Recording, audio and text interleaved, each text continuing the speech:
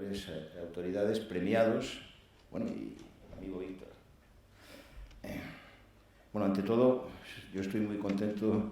de poder estar aquí, entre otras cosas, porque estoy inmunizado. ¿Sí? Entonces, me preguntan los médicos, porque tengo anticuerpos, me dicen que he hecho. Yo no soy consciente de haber pasado nada. En fin, lo importante es seguir trabajando y viviendo y dando una respuesta a esta pandemia de un virus ciego y omnipresente que hay que combatir y que tenemos que dar una respuesta. Y me ha invitado Víctor a introducir el tema a partir de Europa. Bueno, yo creo que hay que hacer una constatación inicial, y es que estamos en Europa y somos Europa. Es decir, que no es una cosa, no es algo que nos venga de fuera, sino que nosotros somos un país europeo, un socio importante de la Unión Europea, y desde que conseguimos entrar en la entonces Comunidad Europea hemos contribuido de manera decisiva a construir la Europa de hoy, entre otras cosas introduciendo en los tratados la ciudadanía europea. Eso me tocó a mí plantearlo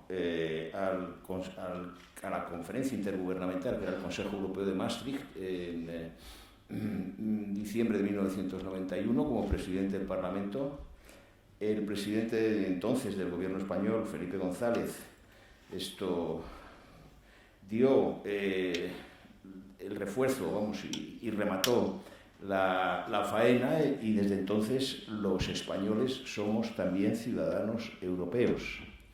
Es decir, somos parte de esos 500 millones de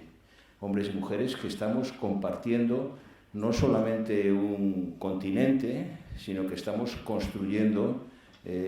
un sistema político en donde la paz es fundamental,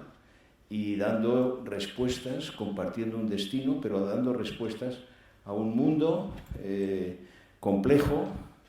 difícil, pero en el que el papel de la Unión Europea es decisivo.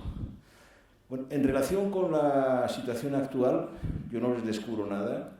Si la llegada de la pandemia nos planteó una vez más a nivel europeo un desafío, porque la primera reacción que se produjo fue una reacción pues muy humana, que fue la de cerrar fronteras y la de cada uno ocuparse y defenderse por su cuenta. Incluso, y me refiero a los primeros momentos de la pandemia, el mes de marzo, pues hubo actitudes y comportamientos francamente insolidarios. No voy a referirme a países, pero países que se negaban, por ejemplo, a recibir enfermos que procedían de otros, problemas de no querer exportar pues ventiladores, y luego una cosa también que es muy significativa, y es que Europa, que es una gran potencia industrial y de investigación, había subcontratado o había delegado gran parte de producciones esenciales en el terreno sanitario y farmacéutico a otros países del mundo, especialmente a los asiáticos. Es decir, este fue el primer momento, y lo que sí hay que constatar es que ha habido una reacción muy rápida e importante, en donde ha jugado un papel esencial la comisión presidida por la presidenta von der Leyen. Es la primera mujer que preside una comisión europea. Pero además con un planteamiento no solo de dar una respuesta a la pandemia, sino además también de reforzar de una manera muy importante la capacidad de respuesta europea de cara al futuro, en ese proceso de reacción inicial, de defensa, pero también de plantear cómo tiene que ser el futuro, partiendo de la base de que estamos todos juntos, de que compartimos ese destino y tenemos que salir adelante conjuntamente. Y el fruto de este proceso fue la presentación por la Comisión de un plan que comenzó denominándose Plan de Recuperación de la Economía Europea, un recovery plan, pero sobre todo también a través de un planteamiento que fue el plan que se llama Next Generation, es decir, el hacer o el generar una respuesta que no solamente sea una respuesta frente a la pandemia para salir del paso y para poder tener futuro, sino además también haciendo un planteamiento de futuro muy importante. Y esto es lo que lleva a un debate en el que participan la Comisión, el Parlamento y el Consejo Europeo, y que en la cumbre que duró 4 días a final de julio, bajo presidencia alemana, llevó a un salto que es cómo funciona Europa. Europa funciona, como decía Jean Monnet, a partir de crisis, es decir, bueno, de crisis, que las crisis no son siempre el desastre, es el momento en el que hay que tomar decisiones, porque cambian las circunstancias. Y entonces lo que fue capaz fue de dar ese salto que se concreta en prácticamente duplicar el presupuesto europeo, en empezar a tener una capacidad muy importante también de endeudamiento para hacer frente no solo a la pandemia, sino a la necesidad de recuperar la economía, de no limitarnos a un papel pasivo como ocurrió en la crisis anterior, sino tener una actitud proactiva y constructiva. Y todo esto